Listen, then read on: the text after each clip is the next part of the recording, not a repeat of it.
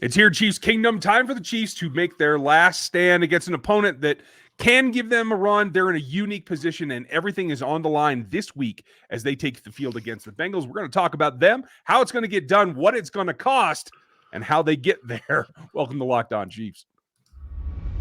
From the land of the free and the home of the Chiefs, this is the Locked On Chiefs podcast. You said on the line, I couldn't help but chuckle, so my bad. I always do. Happy Red Friday.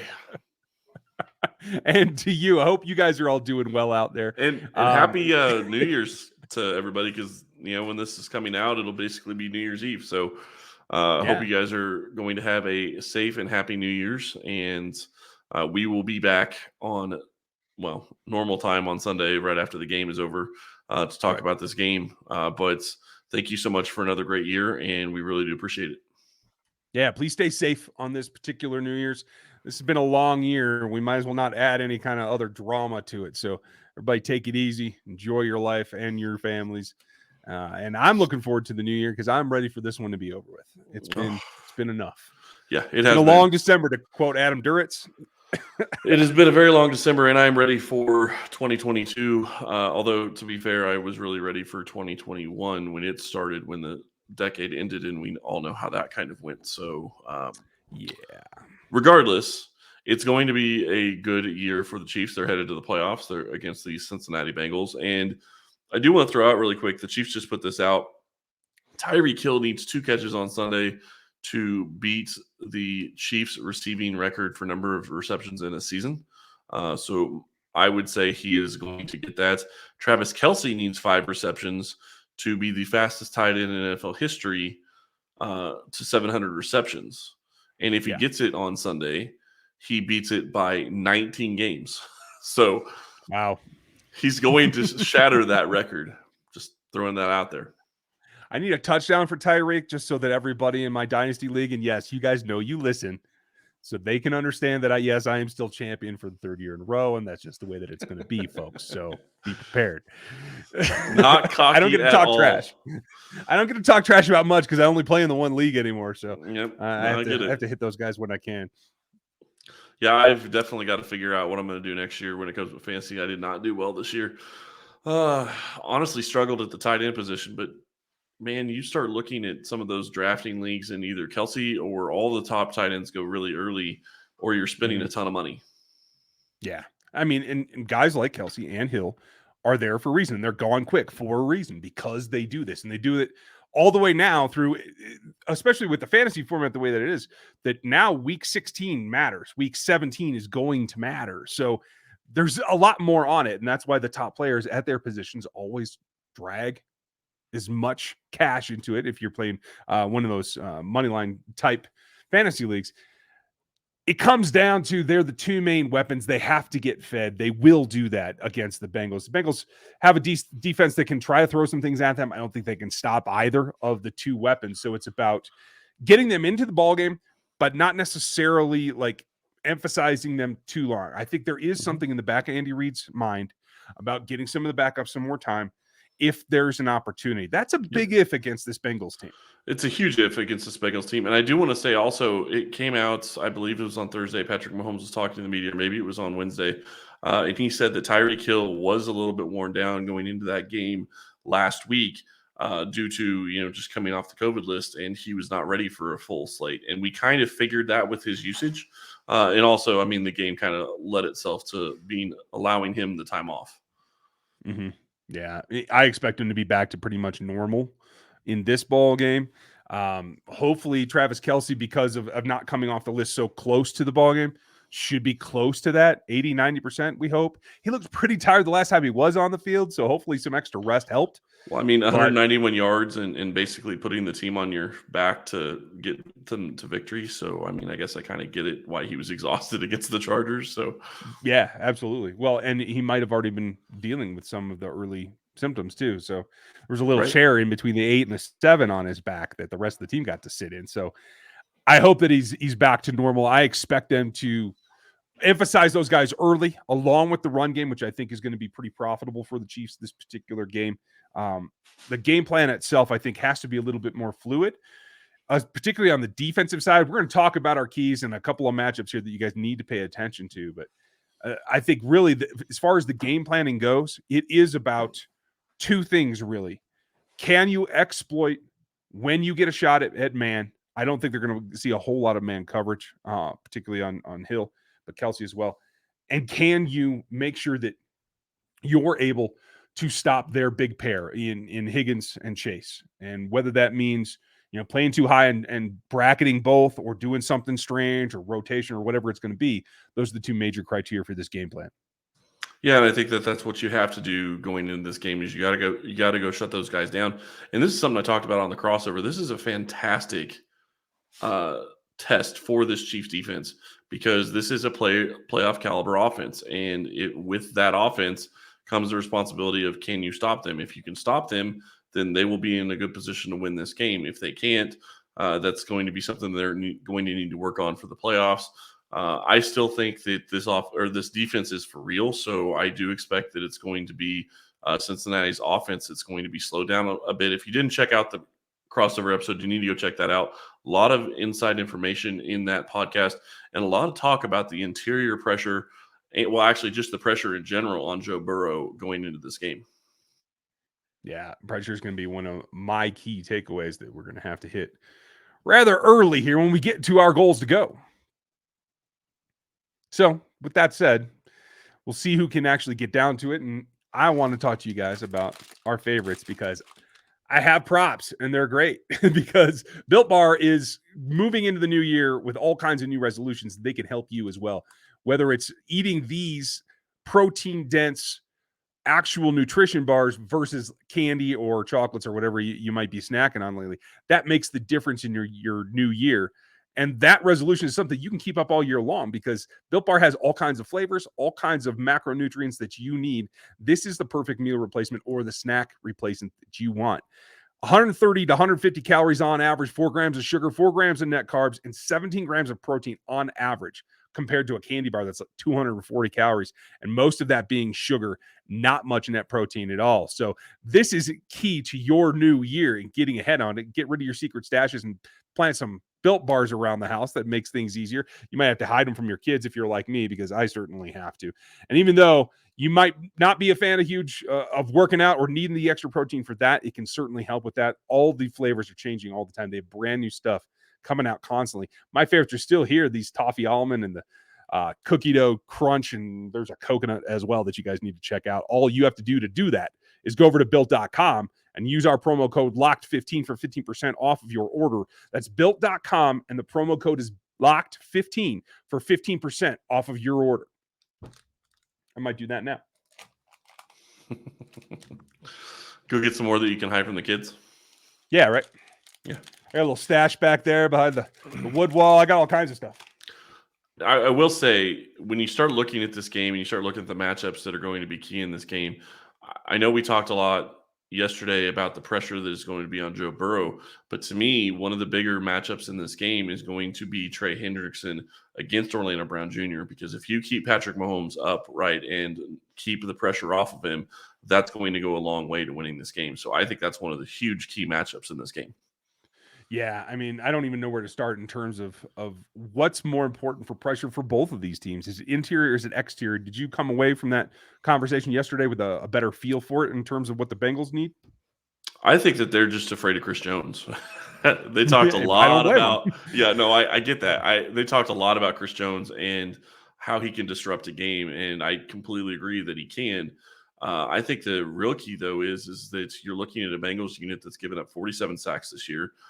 That's almost double what Patrick Mahomes has been sacked. So I think that you're looking at this game, and I think that you're looking at a situation where Kansas City, if they can keep Mahomes upright and maybe him only get hit, 3 or 4 times in the entire game, this is going to be something that's going to play a lot in their favor. And I expect Chris Jones to disrupt in the middle. I expect Jerron Reed to do the same.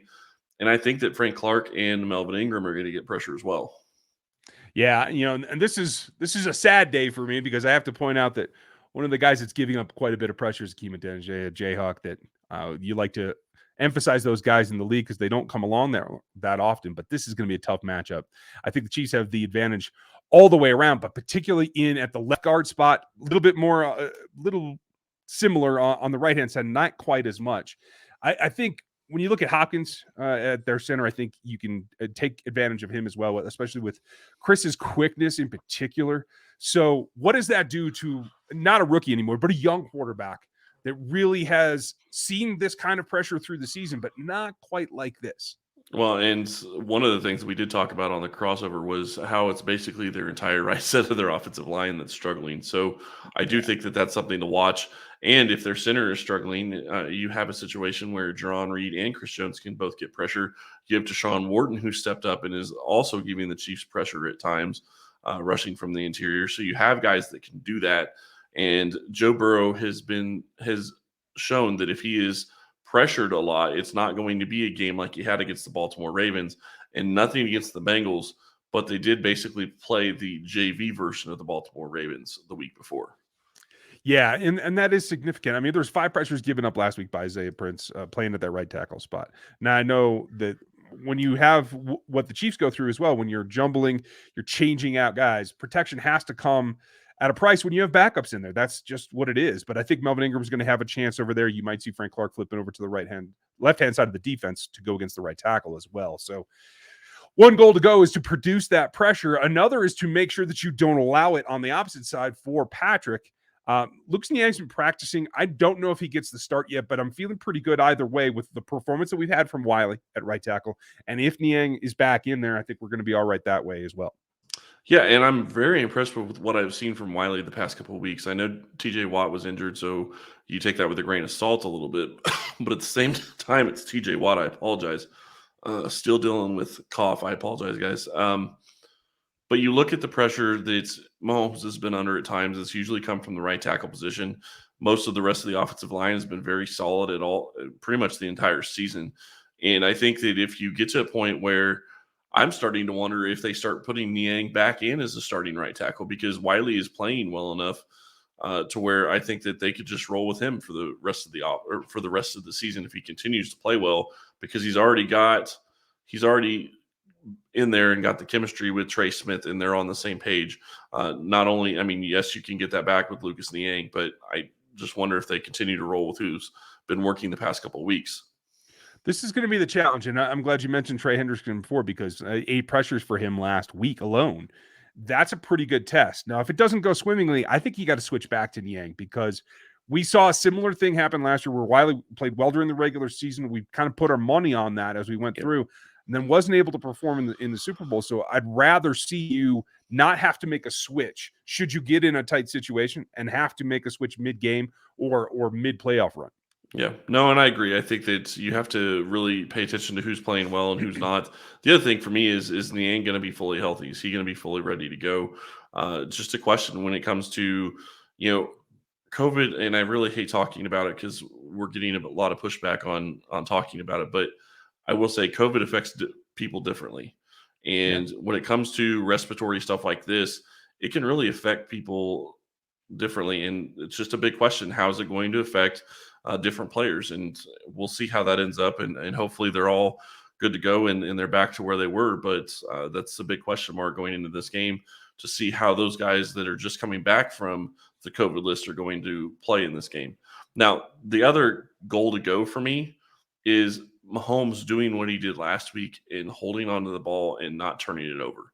If Kansas City doesn't turn the ball over in this game, I don't think it's really going to be much of a game. I think Kansas City will control the game most of the time, because I do expect that they're going to create a turnover or two from Cincinnati. Yeah, I have to think so as well. I think there's going to be opportunities there. It is controlling, obviously, the wideouts. Now, Zuma's not a bad tight end either. I know that's been the Achilles heel for some of the defense here lately, but with Bolton back, you have to think that you're going to be able to let Willie in there and run in coverage, or you're going to drop in that 3 safety set and let Sorensen take that. Now, if the tight end is, well, yeah, I'm getting to that. But in the passing game, if the tight end is the one that's hurting you, I feel like you're doing your job and you're able to let Patrick play with a bit more of a lead. That comes back to exactly what you just said. It's Mixon seems to be the spark plug now. So do you stack? Do you stay in the base? I think you have to try to stay in the base as much as you can. And I said mix it not necessarily just for the running game. I'm also saying it for the passing game, because that has also been an Achilles heel for this defense at times this year, is the running back out of the backfield catching the ball. So something to watch. And, this is a great test for this defense. This is to figure out, okay, we saw them early in the year playing against playoff caliber offenses. We saw how they played against the Chargers, but to me, and I said this on the crossover yesterday, that's not really a fair test. You're without Chris Jones, you're without Nick Bolton, and you're without L'Jarius Sneed. I mean, injuries or not, I mean, yes, those happen, but all those three guys, without those players, it's a completely different defense. So to me, going into this game, if you get Fenton back and you get Sneed back and you get, Chris Jones is back, obviously. So you have all these pieces that are back on defense. Now it's a question of how do you put them together? Do you get the pressure on the quarterback? Because if you shut down their passing game, I don't see how they're going to be able to run the ball. Yeah. Shutting down the passing game is probably a lofty goal, in my opinion. Both the receivers went over 100 yards last week. I mean, T. Higgins nearly hit 200 yards. And it's funny because that shadows what you were saying about Mixon's. He was their third receiver and still got 70 yards in the pass game. So that's true. Like, I think it's more likely that you play in the base, you stack that, and you try to take away the run first. Then you're going to have to play your cards against the passing game. Either way, I think that you're going to be in stable position as long as the offense is able to do what it does and turn out and put up some points. Yeah. And I do want to say, this goes back to my JV comment earlier about the Ravens. They were playing a bunch of their corners that are, 5th, 6th, 7th, 8th corners on the depth chart. That's a lot different situation than you're going against in Kansas City, where you have three corners that have played very well when they're playing together in L'Jarius Sneed, Shavarius Ward, and Rashad Fenton. And that doesn't even count DeAndre Baker or Mike Hughes. So I think that this is going to be a great test to see how they can stack up against that type of receiving core. And it looks like they're going to have most of their players back. We're going to check in with that and who is the only couple of question marks there, as well as look, what does this mean for the playoffs? And then we're going to give you our predictions. We'll be right back with that. BetOnline has you covered this holiday season with more props, odds, and lines than ever before as football continues its march through the College Bowl season and the Pro Football playoffs. BetOnline remains your number one spot for all sports action this season. Head to the website or use your mobile device to sign up today and receive your 50% welcome bonus on your first deposit. Just use our promo code LOCKEDON to receive your bonus. From basketball, football, NHL, boxing, and UFC, right to your favorite Vegas casino games, don't wait to take advantage of all the amazing offers available for the 2021 season. BetOnline is the fastest and easiest way to bet all your favorite sports, so don't wait to take advantage of all the new amazing offers available. BetOnline, where the game starts. It's starting with nearly a full slate. And like you mentioned, Rashad Fenton back. All the other players back. The only player not practicing today that is currently, slated to even be a factor down the stretch is Clyde. We know he's week to week. That's not a problem. Jerick McKinnon's even out there. He has not been activated from IR, but he's in his window. Could happen on Saturday. Right. And so with the clearing of the COVID list, everybody back on the practice field, you have to feel pretty good about that. And they need it because right now is their opportunity. They are currently the first seed, but they have to maintain that because should they lose, they will drop into a tie with the Titans. The Titans have the tie break that makes you the fourth seed. Like that. So maintaining your poise and your focus is what has to happen. As you go through that, though, you see that there are a number of other things. Should the Titans lose, they have a very tough game against the Dolphins, who've looked good as of late. I think there's a possibility that may close the gap. And should the Titans lose, you have the first round bye cinched up, at which point next week's games becomes a big question mark about who gets on the field. But in the meantime, keep an eye out there. Should the Packers lose for any reason, all of a sudden the Chiefs will not only have the top seed in the AFC, they'd have the best record in the NFL tied with those Packers. So it's amazing how far we've come from 3-4 to where we are now. I think that there's a lot riding on this week, and I'm guessing that the team is going to be very, very prepared for it. There's a ton riding on this game, and they know it. And I don't think this team crumbles under pressure. I think they play the best under pressure, to be quite honest with you. I think that's part of the reason maybe we saw what we saw early in the season is because they felt like they could be loose and they didn't really have any pressure. And we see what they've done the past couple of weeks. I do want to point out really quick, if the Chiefs lose, they would drop to the 2 seed, not the 4 seed. But I thought the tie breaks took them to 4. My fault. No, because they're still 2 games up on everybody else. The only team that could get close to them is the Titans at this point, unless they lose out. Then you could go to the 4 seed. Yeah, that changes all kinds of things. Although at this point, with only one team getting a bye, 2 versus 4 isn't any difference at all. Right. Well, other than you could be hosting multiple games at home if you're the higher seed. So, I mean, that there's potentially that down the stretch. But you're absolutely right. I mean, this is a huge game for this team, and they know it's a huge game. I fully expect that all their stars and all the playmakers are going to be out, and they're going to be ready to go. And you're going to see Patrick Mahomes ready to go in this game, and he's going to be ready. He's coming off, actually, we didn't mention this earlier. He's coming off being named the AFC Offensive Player of the Month in December. So he not only had a good game the past couple of weeks, but he's had a very good month. So I think that's a plus going forward as well. And, it's funny. I was looking at Facebook a little bit earlier today, and one of the videos that came up was McCole Hardman in his game that he played against the Buffalo Bills in the playoff game, the AFC Championship last year. And he muffed the punt at the very beginning of the game. A lot of people forget that. But to watch the people on the sidelines, to watch Travis Kelce, to watch Tyreek Hill, to watch Patrick Mahomes walk over and tell him to get out of his head and just go make plays, just go play like he plays, tells me that this team has leadership. It has the players in place, that they're always going to be fighting. They're always going to be scrapping. And now you've added more players that I think are also of that mindset. I guarantee you Trey Smith is of that mindset. Creed Humphreys of that mindset. Orlando Brown is of that mindset. Those are all guys that are going to be going and fighting. And you just watch them on Sundays and you see how fired up they are to play for this team and play this game. Yeah, I think that's a factor in everything that's gone on with this turnaround. Watch for our exclusive coming show, folks, how Patty got his groove back. But that has happened. And it all goes into the support system that goes around it. He can't be the one guy anymore. We saw that a couple seasons ago when you lost the AFC Championship game, trying to be one guy out there. It takes this whole team. And I agree with you. I think they're back. But so do you want to adjust your prediction is my question? Yeah, I probably do. I want to say one more thing, though, really quick before we go there. The thing that really stood out to me, and we talked about this a little bit, but it really still stands out to me about this game against the Steelers. I don't know, like Mahomes always seemed to go into a game and always be looking downfield first, or at least early in the game. In that Steelers game, he came out and just took it. He just looked and took what was there and was like, okay, you're going to play us short? Okay, fine. I'll hit Tyreek Hill. I'll hit, whoever's open short. He just took what the defense was giving him. If he is of that mindset going into the rest of this season, watch out defenses, because you're not going to be able to stop him short because you just don't have enough bodies. And if you try to bring somebody up, he will take deep shots. So it's like we've been talking about making that adjustment all season. I wonder where that came from. Yeah. Well, and he's finally doing it. And I'm not saying he hasn't done it in previous games, but I feel like in that Pittsburgh game, I feel like in that Pittsburgh game, he really took it to another level. And just from the start of the game was like, okay, fine, you're going to go short. Here we go. Let's do it. And I think that's huge going forward. Yeah. At the end of the day, it's put it where they ain't. It doesn't matter what they're doing. There's a weakness somewhere, find it and exploit it. That's what every game plan should come down to.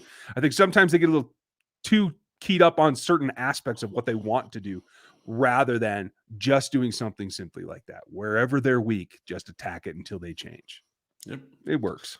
So that said, I think it will work on this game as well. I'm not going to be as optimistic as I was against the Steelers. I'll tell you that. I think at the end of the day, they're going to give up some plays, especially depending on the conditioning for Rashad Fenton in particular. So if Mike Hughes is out there, the height of the receivers, particularly Higgins, I think that's a matchup that's a little troublesome, particularly for Hughes. So I do think that they will get some of their big splash plays. I don't think it's going to be enough for them, though. It comes down to if Joe Mixon is the guy that's hurting you the most, and they're in fine shape. Same thing like we talked about with the tight end. So at the end of the day, I think the Chiefs are on a roll. I think they do put up good numbers. I'm going to call it 24-31 Chiefs. Oh, so you're going to say the Bengals score 24 points. Yeah. I think that the defense steps up in this game.